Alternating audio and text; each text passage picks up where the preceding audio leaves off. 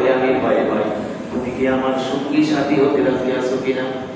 ওই বন্ধু তখন বললেন, কেন নয় বন্ধু, অবশ্যই আমি দুনিয়াতেও যেমন তোমার বন্ধু ছিলাম, পরবর্তী আখিরাতে তোমার বন্ধু হিসাবে থাকবো। সুবহানাল্লাহ। বন্ধু এবার আশ্বস্ত হলেন, যাক আমার এক বন্ধু পাইছি, আমি সেই বন্ধুকে নিয়ে যাব। রাসূলুল্লাহ সাল্লাল্লাহু আলাইহি ওয়াসাল্লাম সাহাবীদেরকে এবার প্রশ্ন করলেন, আচ্ছা বলো তো দেখি, এই যে তিন বন্ধুর কথা বললাম, এই তিন বন্ধুর পরিচয় তোমরা বলো। সবাই চুপ করে আসে। আল্লাহু আ'লামু বিমুরাদ, এই বিষয়ে আল্লাহ এবং আল্লাহর রাসূলই ভালো জানেন, আমরা বলতে পারবো না ইয়া রাসূলুল্লাহ। তখন রাসূলুল্লাহ সাল্লাল্লাহু আলাইহি ওয়াসাল্লাম বললেন, তোমাদের প্রথম যে বন্ধু, সেই বন্ধু হলো তোমাদের ধন সম্পদ, টাকা পয়সা, যার জন্য তোমাদের সমস্ত জীবন তোমরা ব্যয় করো। ঠিক কি না ভাই? আল্লাহ রাসূল বললেন, এই টাকা পয়সার মোহে মানুষ আচ্ছন্ন হয়েছে, তুসিরুনাল হায়াতাদ দুনিয়া ওয়াল আখিরাতু খায়রুন ওয়া আবকা। বরং তোমাদের জন্য দুনিয়া জীবনটাই একমাত্র জীবন, আর আখিরাতের জীবনটা পুরো তোমাদের জন্য আসল ঠিকানা। এই কথা যখন বলা হলো, তখন প্রথম বন্ধু চলে গেল। দ্বিতীয় বন্ধুকে তখন রাসূলুল্লাহ সাল্লাল্লাহু আলাইহি ওয়াসাল্লাম, দ্বিতীয় বন্ধু হলো তোমাদের স্ত্রী, পুত্র, সন্তান, আত্মীয় স্বজন আছে না নাই? আমাদের এই টাকা পয়সা কামাই করার জন্য কি জন্য করি? সন্তান সন্ততি পরিবারের জন্য। ঠিক কিনা? জোরে বলেন। সবাই বলে না, জোরে বলেন।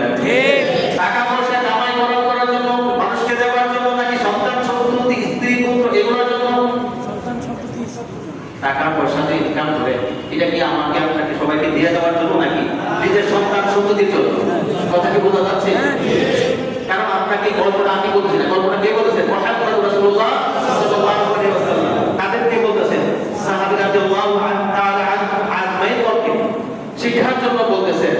এখন তিনি বললেন, দ্বিতীয় বন্ধু হলো তোমাদের পরিবার, পরিজন, আহাল বর্গ, যার জন্য এই টাকা পয়সা কামাই। টাকা পয়সা হলো যে বন্ধু, সেই বন্ধু তোমার কবরে যাবে না। আত্মীয় স্বজন যারা ছিল তারা কবরে যাবে না। সবাই বলেন ইয়াকুল আকলি মালি মালি ওয়া ইন্না মালাহু মিন মালিহি সালাসা মা আকালা ফাআনা আও লাবিসা ফাআনা আও আখফা ফাআনা ওয়া মা সিওয়া যালিকা ফাহুয়া যালিকা ওয়া তারিকুহু লিন-নাস।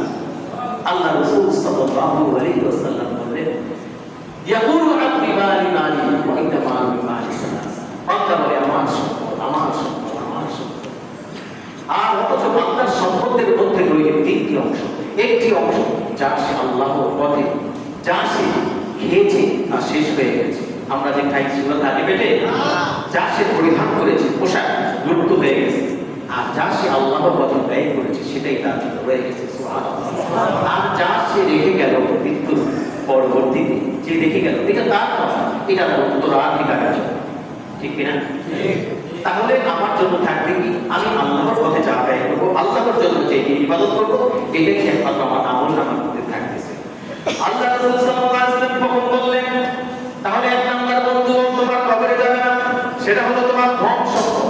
আর দুই নাম্বার বন্ধু হলো তোমার স্ত্রী, পুত্র, সন্তান, আহাল বর্গ, কেউ তোমার সাথে যাবে না। তোমার কবরে যাওয়ার সাথে সাথে তুমি জমানিয়া ভাগাভাগি আছে না নাই? তাহলে কে কবরে আমার সাথে যাবে?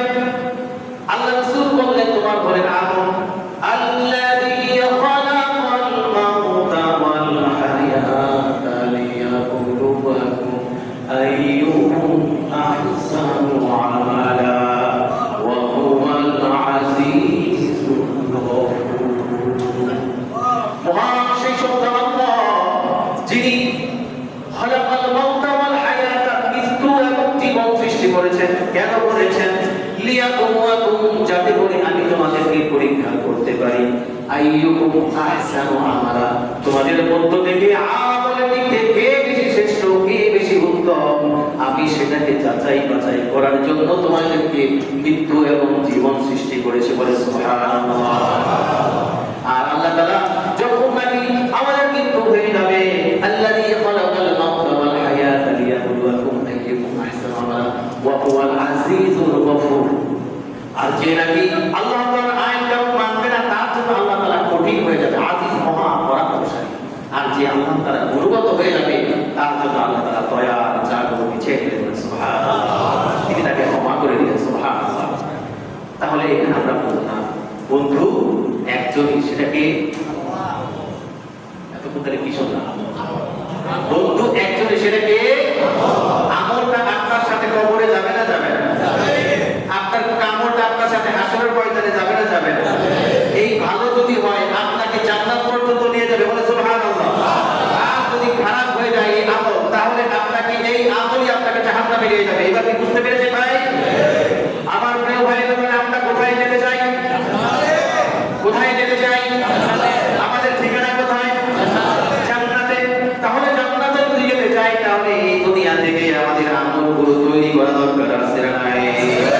ইয়া আইয়ুহাল্লাযীনা আমানু লা তুলহিকুম আমওয়ালুকুম ওয়ালা আওলাদুকুম আন যিকরিল্লাহ ওয়া মান ইয়াফআল যালিকা ফাউলাইকা হুমুল খাসিরুন।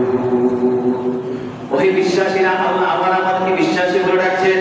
ইয়া আইয়ুহাল্লাযীনা আমানু লা তুলহিকুম আমওয়ালুকুম ওয়ালা আওলাদুকুম, তোমাদেরকে যেন তোমাদের স্ত্রী পুত্র ধন সম্পদ এইগুলো যেন আমি আল্লাহকে তোমাদের শরৎ থেকে গাফেল না করে দেয়। কার কথা? আমাদেরকে করে কিনা? আমরা এই ধন সম্পদের পিছনে যত বেশি দৌড়াই, তত বেশি আমরা কি করি? আল্লাহ থেকে দূরে সরে যাই। ঠিক কিনা ভাই? এই জন্য বলছে তোমাদের স্ত্রী পুত্রের মায়া বেশি আমাদের, কিন্তু আমি আল্লাহর প্রতি তোমার মায়া করি। আমি আল্লাহ তোমাদের সৃষ্টি করলাম, শ্বাস প্রশ্বাস দিলাম, জমিন দিলাম, অক্সিজেন দিলাম, বায়ুমণ্ডল দিলাম, ওজন দিলাম, সূর্য দিলাম, চন্দ্র দিলাম, গাছপালা তরুণতা খাদ্য যদি দিলাম, কিন্তু বান্দা তোমরা আমাকে ভুলে গেলা। আমাকে ভুলে গিয়া স্ত্রী পুত্র সন্তান এবং টাকা পয়সার মনে তোমরা আমার জন্য হয়ে গেলা। এইটা আমাদের মধ্যে বেশি ডাকো। এই জন্য কি করতে হবে? ইয়া আইয়ুহাল্লাযীনা আমানু আমওয়ালুকুম ওয়ালা আওলাদুকুম আন যিকরিল্লাহ ওয়া মান ইয়াফআল যালিকা ফাউলাইকা হুমুল খাসিরুন। আর যারা এই রকম করবে, ধন সম্পদের পিছনে, স্ত্রী সন্তানের পিছনে বেশি করবে, তারা কি হবে? তারা ক্ষতিগ্রস্তদের অন্তর্ভুক্ত হয়ে যাবে। সেই কবর থেকে এই ক্ষতিগ্রস্ত ব্যক্তি দুনিয়ার তো ক্ষতিগ্রস্ত হবে, আখিরাতে সব জায়গায় সেই ক্ষতিগ্রস্ত হয়ে যাবে। নাউযুবিল্লাহ। এটা কি আমার কথা? আল্লাহ তাআলার কথা। এটা আল্লাহ তাআলার কথা। আমার প্রিয় ভাইরা, সূরা মুনাফিকের 9 নম্বর আয়াত। এই জন্য মৃত্যুকালীন সময়, খুব মৃত্যুর সময় পূর্ব থেকে আমাদের নিজেদেরকে প্রস্তুতি গ্রহণ করা দরকার আছে না নাই? সবাই কি প্রস্তুতি গ্রহণ করবে নাকি না? নাকি দুনিয়াদারি টাকা পয়সার পিছনে দৌড়ে থাকবেন? আমার মনের সকল আশা শেষ তো হবে না, এমন করে যাব চলে কেউ তো বুঝবে না। কত জন যে গেছে চলে, কত আশা ছেড়ে, আশায় আশায় জীবনটাকে দেখে গেছে গড়ে। পরম নামের বলয় থেকে মুক্তি পাবে না, এমন করে যাব চলে কেউ তো বুঝবে না। দালান কোঠা বাড়ি গাড়ি সবই রবে পড়ে, একা একাই থাকতে হবে নিকোষাধার ঘরে। কেউ রবে না চিরতরে, সবারই জানা। আমার মনের সকল আশা কেউ তো রবে না। ঠিক না ভাই? আমার প্রিয় ভাইরা, এই জন্য ওই মৃত্যুকালীন সময় শুধু আশা করবে যদি আমরা বলি তওবা করি, তখন তো আর কাজ হবে না। এই জন্য মৃত্যুর পূর্বে, মৃত্যুর জন্য প্রস্তুতি গ্রহণ করা দরকার আছে না নাই? আল্লাহ রাব্বুল আলামিন মৃত্যুকালীন সময় অনেক ফেরেশতা আসবে। আমরা মনে করি শুধু আজরাইল আলাইহিস সালাম আসবে, অনেক ফেরেশতা। আজরাইল আলাইহিস সালাম একজন। আর আমাদের মৃত্যু দেন কত হাজার হাজার লক্ষ লক্ষ কোটি কোটি মানুষ আছে। এই কোটি কোটি মানুষের জন্য ফেরেশতা আসে না, এটাকে বলা হয় মৃত্যুর ফেরেশতা।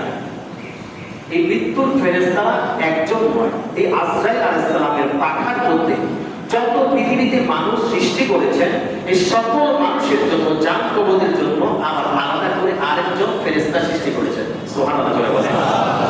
তা না হলে তো এটা হয় না। একজন মানুষ কত জায়গায় যাবে, এক ফেরেশতা কত জায়গায় যাবে। এই জন্য আল্লাহ তাআলা আজরাইল সালাতুল্লাহ নবী রাসূলগণ যখন চলে যান, তখন তারা তিনি স্বয়ং পরামর্শই আছেন। সুবহানাল্লাহ। তো এইখানে প্রথমত মৃত্যুকালীন সময় যখন এসে যাবে তখন ফেরেশতা একদম ফেরেশতা আসবে, এসে বলবে, হে আল্লাহর বান্দা, আমি পৃথিবীতে তোমার পদজীবন অর্থাৎ তোমার পা রাখার জন্য যে জমিন ব্যবহার করেছ এই জমিনের খ্যাতমতে আমি ছিলাম, কিন্তু আজকে থেকে তামাম দুনিয়া ঘুরে দেখলাম তোমার পদজীবন রাখার জন্য অবশিষ্ট কোনো জায়গা নাই, তার মানে তোমার সময় শেষ হয়ে গেছে। ওই ফেরেশতা চলে গেলেন, আরেক ফেরেশতা আসলেন, হে আল্লাহর বান্দা, আমি তোমার এই যে বাতাস অক্সিজেন গ্রহণ করেছি আমি সবটা পৃথিবী খুঁজে দেখলাম, অবশিষ্ট অক্সিজেন তোমার জন্য আর নাই, তার মানে তোমার সময় নিকটবর্তী হয়ে গেছে, প্রস্তুতি করো। আরেকজন আসলেন, আমি তোমার রিজিকের সেবক ছিলাম, সারা দুনিয়ায় আমি করে তোমার জন্য অবশিষ্ট কোনো রিজিক আর পেলাম না, তার মানে তোমার সময় শেষ হয়ে গেছে। আরেক ফেরেশতা আসলেন, এসে বললেন, আমি তোমার হায়াতের ফেরেশতা, এই জীবনে তোমার যতটুকু হায়াত আছে পৃথিবী রেখেছি, প্রতিটা দিন, প্রতিটা ঘটনা, প্রতিটা সময়, আজকে সারা পৃথিবী খুঁজে দেখলাম তোমার জন্য অবশিষ্ট আর এক মুহূর্ত নাই হায়াতে, অর্থাৎ তোমার জীবন এখানে শেষ হয়ে গেল। এভাবে করে একদল ফেরেশতা আসতেছে, একদল ফেরেশতা চলে যাচ্ছে। প্রথমে মুমিনদের কথা বলি, যারা মুমিন তাদের কাছে তখন ফেরেশতা এসে বলবে, কে আসবে? সবাই বলেন মুমিনদের কাছে কবরের আযাব সত্য, মৃত্যুকালীন যন্ত্রণা সত্য। বলেন কি? মৃত্যুকালীন যন্ত্রণা আমাদের সকলেরই কম বেশি, আমরা তো আর মৃত্যুর পর ফিরে আসতে পারি না, কিন্তু আল্লাহ রাসূল সাল্লাল্লাহু আলাইহি ওয়াসাল্লাম যিনি আমাদের সর্বকালের সর্বযুগের সর্বশ্রেষ্ঠ মহামানব, যার জান কবজ করেছিলেন আজরাইল আলাইহিস সালাম, তার অনুমতি নিয়ে, সুবহানাল্লাহ, একটু জোরে বলেন, আপনি কি এখানে এখনো থাকতে চান নাকি আপনি যেতে চান? তিনি বললেন, আমি আমার রবের সাথে সাক্ষাৎ করতে চাই। সুবহানাল্লাহ। আজরাইল আলাইহিস সালাম কি বললেন, আমার উম্মতে মুহাম্মদী যখন মৃত্যু হয় তাতে কি কষ্ট হয়? তখন বললেন, হ্যাঁ কষ্ট হয়। কেমন কষ্ট? বললেন যে মন হবে তার কাছে যেন পাহাড় পরিমাণ একটা পাথর, বহুত পরিমাণ পাহাড় তার এই কাঁধের মধ্যে, বুকের মধ্যে চাপ দিয়ে বড় করে আছে। তখন রাসূল সাল্লাল্লাহু আলাইহি ওয়াসাল্লাম বললেন, আমার মৃত্যুকালীন সময় আমার উম্মতে মুহাম্মদের কষ্টটা কেমন আমি যেন বুঝতে পারি, আমাকে এই যে তুমি আমাকে ওই মৃত্যুকালের সময় আমাকে কষ্ট দিতে।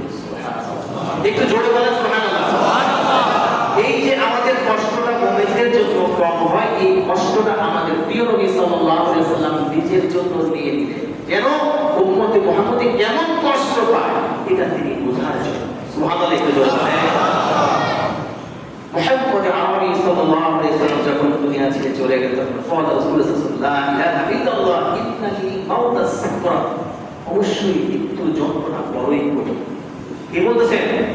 মুহাম্মদুর রাসূলুল্লাহ, তাকে আল্লাহ তাআলা মৃত্যুর যন্ত্রণা দেওয়ার জন্য নয়, বরঞ্চ মৃত্যুর যন্ত্রণাটা কেমন হয় উম্মতে মুহাম্মদী এটা বোঝার জন্য তিনিও আল্লাহ তাআলার কাছে একটু এই যন্ত্রণাটা নিজের কষ্টের জন্য নিয়ে নিয়েছে। বলে সুবহানাল্লাহ, বুঝার জন্য। আল্লাহ রাসূল সাল্লাল্লাহু আলাইহি ওয়াসাল্লাম যখন নাকি দুনিয়া ছেড়ে চলে গেলেন, তিনিও তখন বলেন, লা ইলাহা ইল্লাল্লাহ, আল্লাহ ছাড়া কোনো ইলাহ নাই, ইন্নালিল মাউতি সাকরাত, নিশ্চয়ই মৃত্যুর যন্ত্রণা বড়ই কঠিন, মৃত্যুর যন্ত্রণা বড়ই কঠিন। বারবার বলেন, এভাবে তুই তার ঘামে সমস্ত কপাল ভরে গেল এবং মা আয়েশা রাদিয়াল্লাহু তাআলা পানি গোলা দিয়ে তার এই কপালের মধ্যে বসতে লাগলেন। বারবার সুবহানাল্লাহ, ছেড়ে চলে গেলেন। আল্লাহ রাব্বুল আলামিন এবারে বলেন, সাকরাতুল মাউতি বিল হক, অবশ্যই মৃত্যুর যন্ত্রণা বড়ই কঠিন। কঠিন, বড়ই কঠিন, মহাসঙ্গ এটা, মৃত্যুর যন্ত্রণা হবে। এবার আসুন।